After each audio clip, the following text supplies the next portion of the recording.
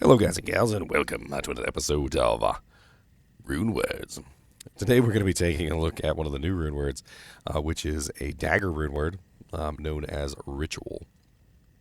Ritual is Amn Shael Ohm, so it's a little bit expensive. The Ohm rune obviously being the most expensive in the item.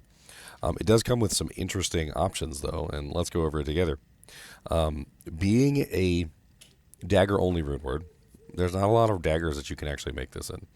In fact, unless they've changed things, which I don't think they have, but I could be wrong, there's only one dagger I think you can even make this in at all, which is the Fang Knife. I'm pretty sure that all the other daggers in the game are like 1 or 2 sockets, if I remember correctly.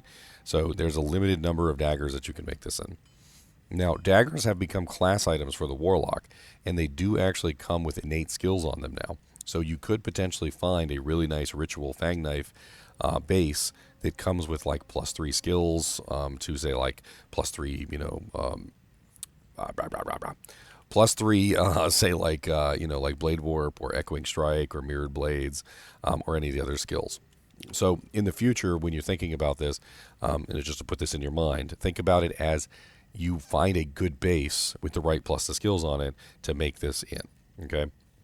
Now, of course, you could make it for a non-warlock, and if you're making it for a non-warlock, then it doesn't really matter, and just, the skill part goes out the window. The first item on here is 13% chance to cast level 1 Sigil Death when struck. 13% is pretty high. Sorry about that. So if we go take a look at Death, Death is down here. And we're going to go ahead and make it the same level so we can match the stats. So this is what, level 1?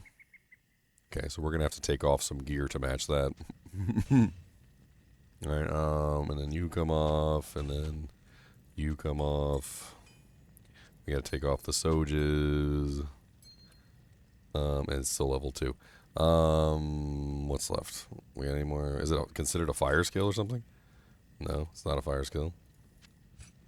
Where's the other plus? Oh, Annie. Annie. That's okay. There we go. Okay, so now we have our level 1 Death Sigil. So level 1 Death Sigil is lay a sigil on the ground that hastens the death of injured enemies in a violent explosion. Fire explosion, currently 70 to 120% of slain enemies' health, slays enemies with less than 13% health, and radius is now 4 yards with a duration of 5 seconds. So let's go out and take a look at this.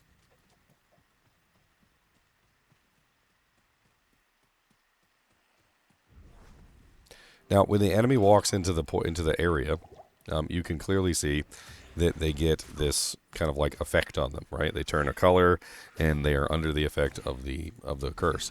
The curse doesn't do anything though. So what the curse is actually doing is it's making it so when the monster's HP falls below a certain threshold, they're basically immediately killed.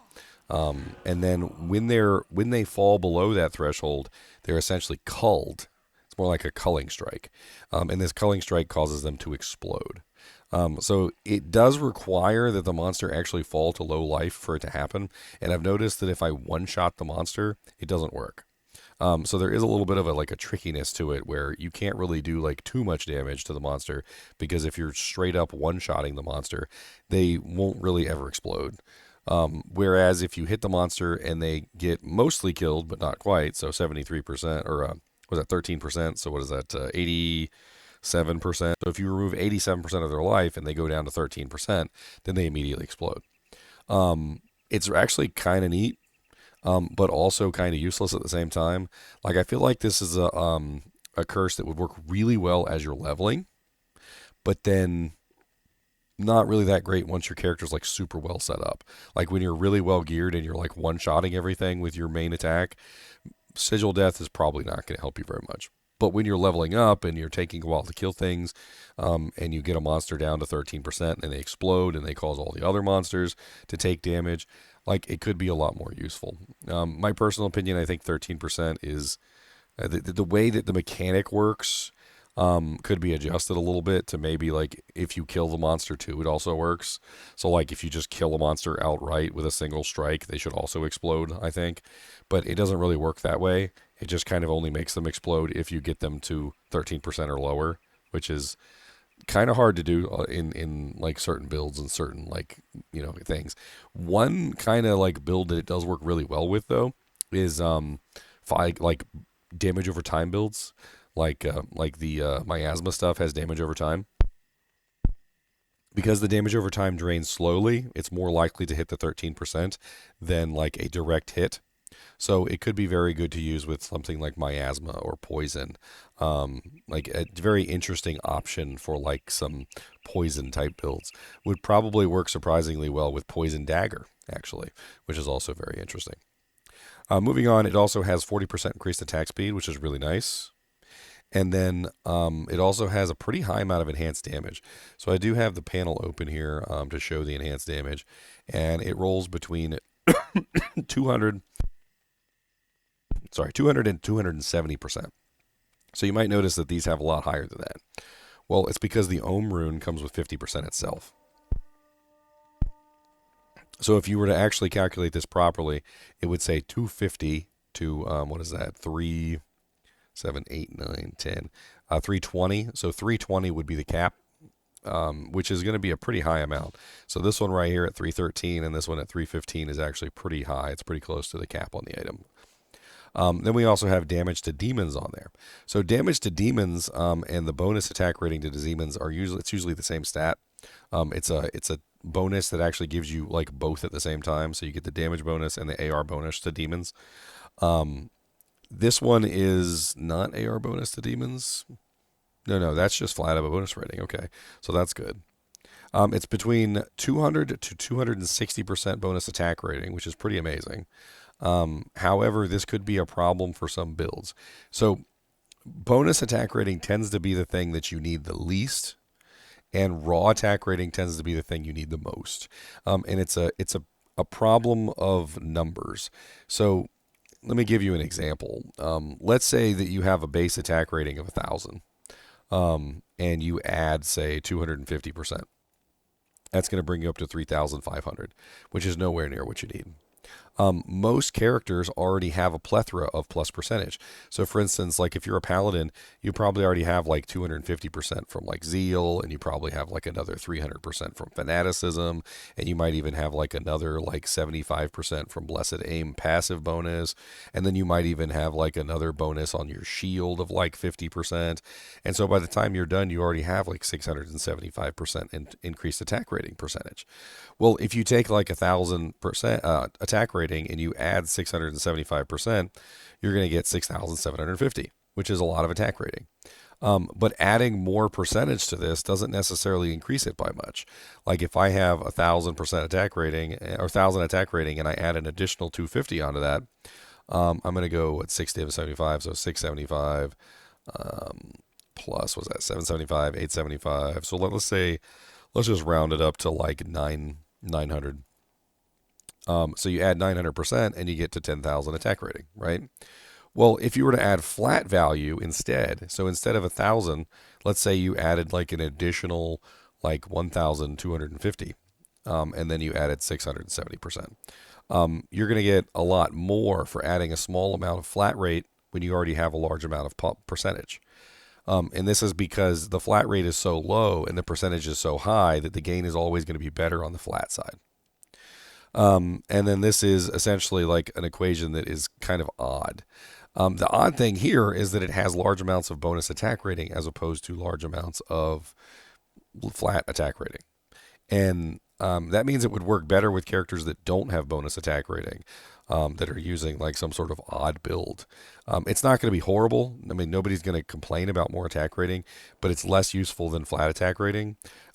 If you already have a large amount of percentage attack rating and then you put this dagger on, now you have even more percentage attack rating, which means that flat becomes even more important at this point, and you're going to want to grab things like, flat attack rating charms, grand charms that have attack rating on them, rings that have attack rating on them, and even maybe metal grid that has some nice attack rating on it.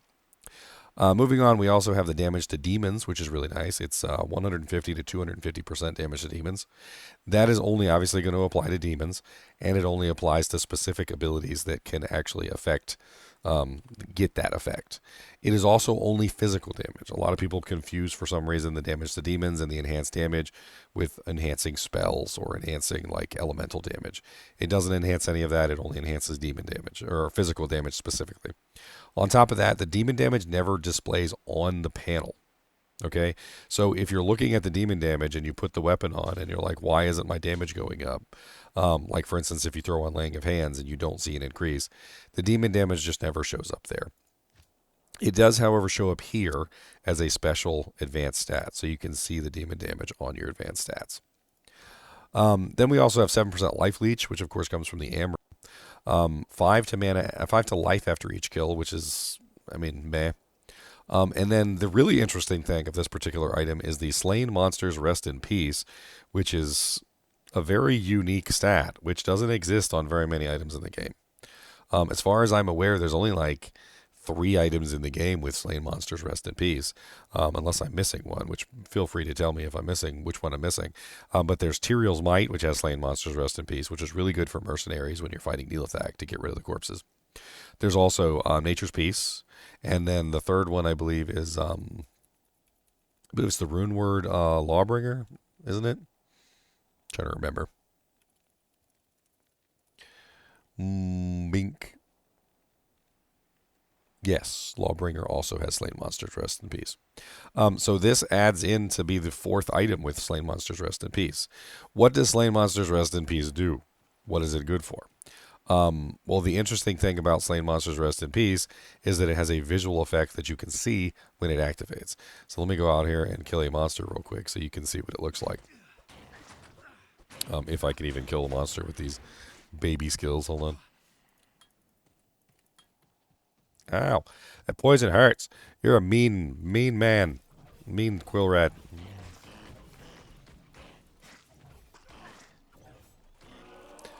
And as you can see, there's a special sound effect, and there's also a visual sound effect when Slain Monsters Rest in Peace works.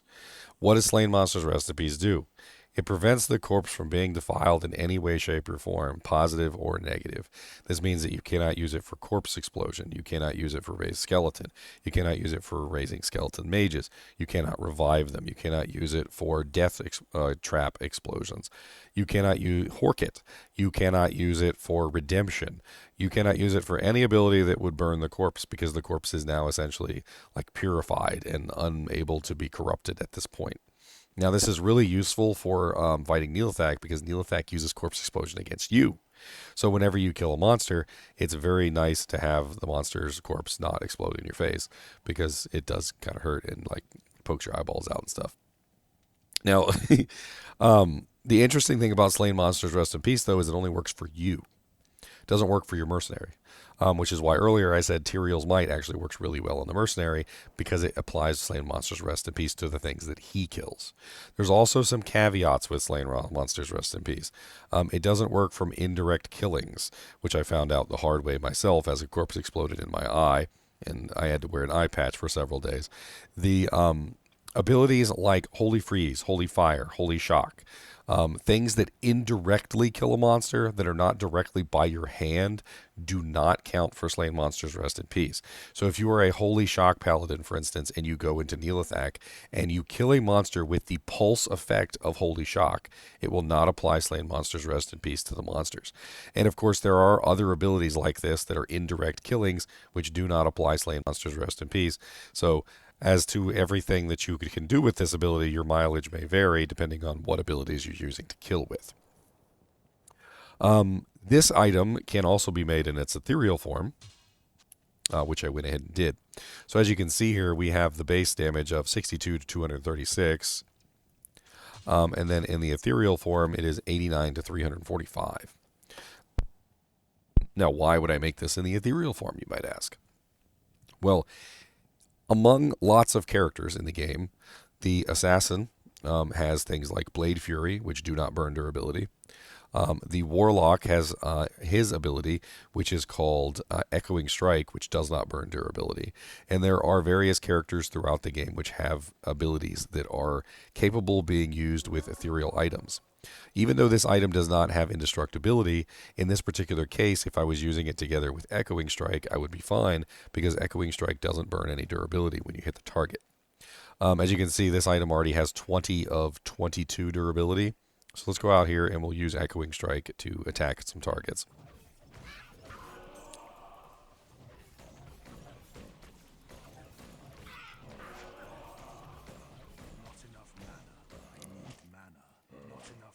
And as you can see, we are still at 20 of 22 durability. So in this particular case, you could potentially make it an ethereal version if you wanted to try and get extra damage out of it. And there's a couple characters that could potentially utilize that to their advantage. Like, for instance, the Blade Fury Assassin or the Echoing Strike Warlock. It's an interesting item. It has a lot of damage for a one-hander. It has some pretty good attack speed, and it has other really nice bonuses like the life leech and the attack rating, and the death sigil, which could be really interesting in a build. It's not too ridiculously expensive. Ohm runes are a higher rune, but it takes 2 Ohm runes to make a low, 2 lows to make a Sur, 2 Surs to make a Bur, right? So Ohm is a high rune, but it's not like the most ridiculously high rune, right? It's something that you could potentially obtain. And then going even further than that, we also have the fact that it is a one-hander. Warlock might not necessarily use this item, even though I think it might have actually been designed specifically for the Warlock. And it has to do with the fact that the Warlock has the ability to use two-handed weapons as if they are one-handed weapons. So, for instance, you can use something like the Death Colossus Sword in one hand as opposed to the Ritual Knife. And if you compare something like the Death Colossus Sword side by side with the Ritual Knife, they don't really stack up against each other. And this is just because the Death Colossus Sword is an amazing two-handed weapon. And it kind of like is proof in the pudding of what advantage you can get.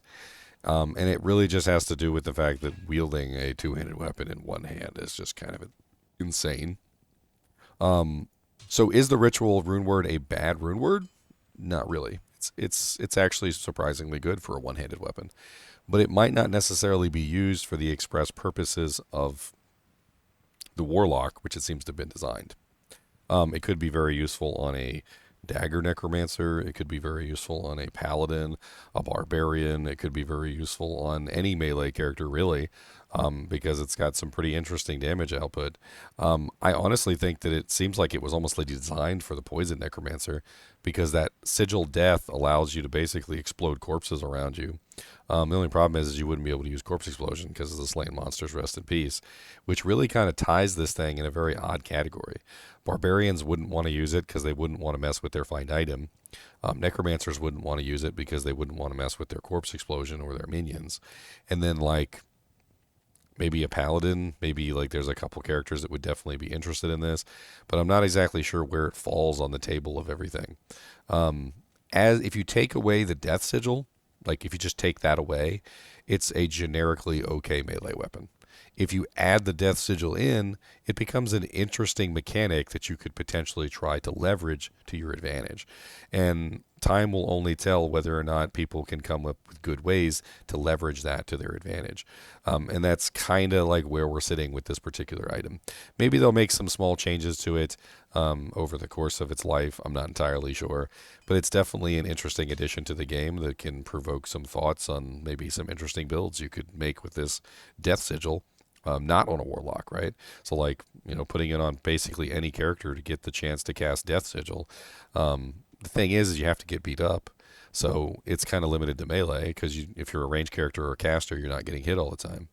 And just kind of how it's designed. I think that's pretty much it for this one. I do think it's an interesting one, but I'd like to hear what you guys have to think of the way that it functions, the Death Sigil edition, the addition of the Slain Monsters Rest in Peace, and so on and so forth. Do you think you would craft it? Or do you think it's going to end up one of those rune words that just never gets made? Anyway, as always, thanks for watching, guys and gals. Be sure to hit that like button and subscribe button if you enjoy the content. I'm getting closer and closer to 100,000 subscribers and my first plaque on YouTube. And as always, keep watching.